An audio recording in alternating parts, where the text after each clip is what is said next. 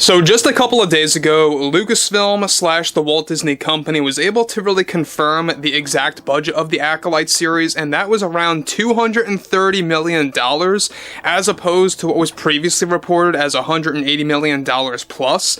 Now, if you really look at the statistics, what's crazy is that this really does equal out to hundreds of thousands of dollars per minute in the Acolyte, episode by episode, invested into this project that failed miserably for all the right reasons. We all know that this was nothing more than an agenda-driven strategy by the Walt Disney Company, nothing really to do with Star Wars or George Lucas's vision. This is Mike Zero. Subscribe if you're new and like this video to see future updates. You can also follow me at Mike01. I thank you also very much for the great and kind support. So we know that Kathleen Kennedy is in a very tight spot right now, to say the least, in a very difficult position, and we've been talking about this.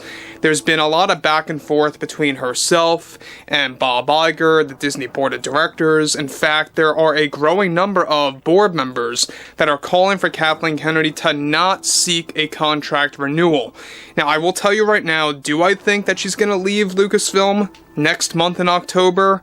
I'm not quite so sure about that. I think that she's going to do everything in her power to stay at Lucasfilm, and we already talked about this. What's going on behind closed doors is that she wants to stay at least until 2027, to have at least one successful Star Wars movie that is not associated with the sequel trilogy movies.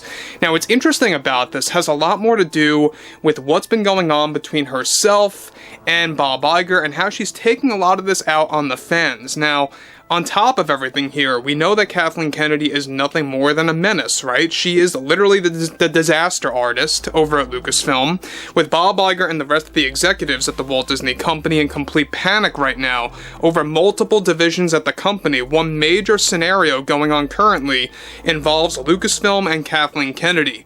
Now, Kennedy recently blamed the critics of the Acolyte and those that had issues with the Acolyte for why the Star Wars brand is at its current status right now, which is a failed brand under Lucasfilm. Now, Kennedy delivered the following.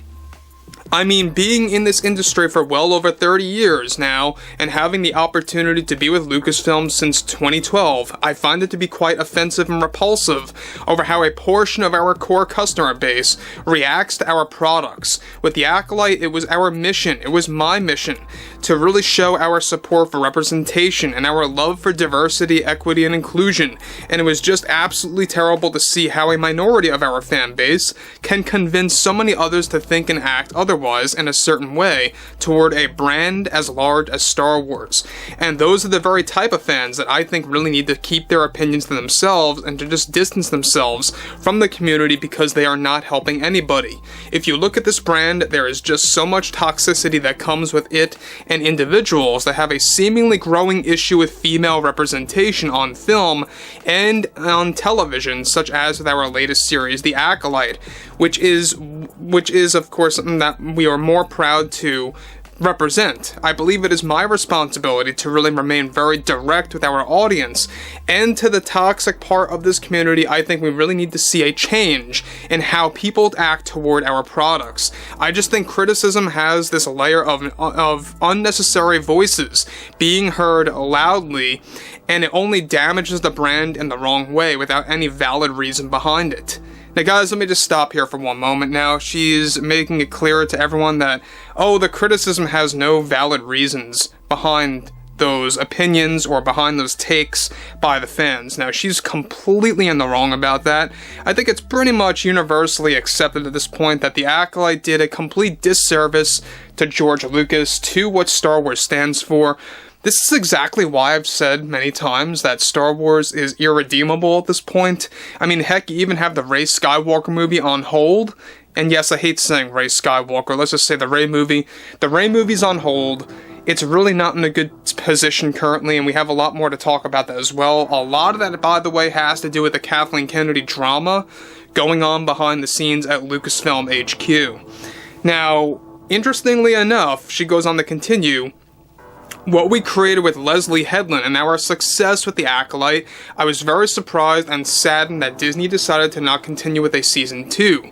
They just felt our statistics weren't there really, and we really wanted another shot. But I think the toxicity is to blame on that front, and it's a growing issue for us here at Lucasfilm on how we handle our projects. We are beginning to focus more on film now rather than television, and it's going to be a challenging transition again, like we did back in 2019 with our Disney Plus shows.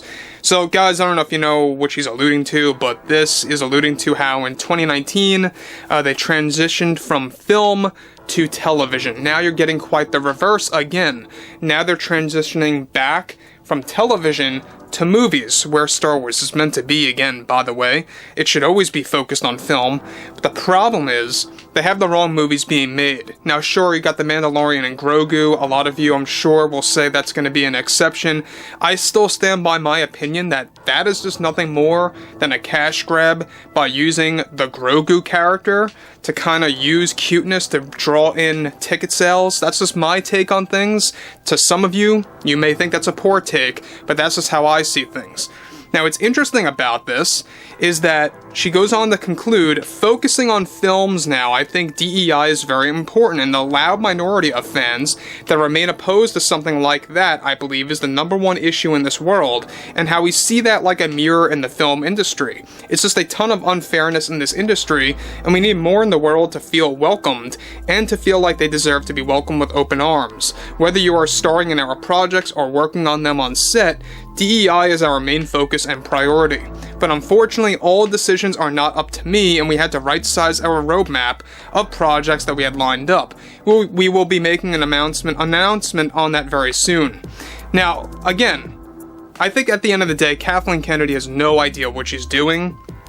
She, of course, has no clue what Star Wars truly is at the spirit level, what it really stands for from the philosophy of George Lucas, and if you really dive into George Lucas's outlook on the franchise, and you really research, and you know exactly what it's like down to the core over decades of knowing this brand, the fans know it a whole lot more than the creators ever will, because they get the wrong creators on board, right?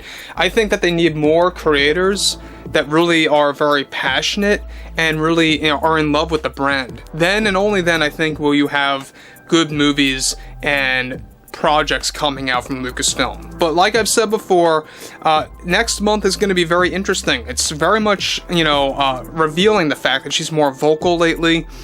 She's being more outspoken about the current status of this franchise and Lucasfilm, and how she keeps playing the blame game, like always, on the minority of fans, quote-unquote, and how The Acolyte is a success. It's not. It was a complete failure. We all know that, right? But at the same exact time, I think a lot of this has to do with the fact that she knows that October is going to be a very complex month for her. Even if she does end up getting things done her way and she gets to stay at Lucasfilm and is able to get her contract renewed, which I think that she will, by the way, I would be very surprised if the opposite happens. Even if she does get that contract renewal, it's going to still leave her with a lot of in-studio battles with the Disney heads. And we have a lot more to discuss on that, by the way, in the coming days, so stay tuned for that. But overall, guys, I would like to hear what you all have to say about this below in the comments, and if you guys did enjoy the content for today, make sure to drop a thumbs up on this video to support the channel, and I will catch you guys later.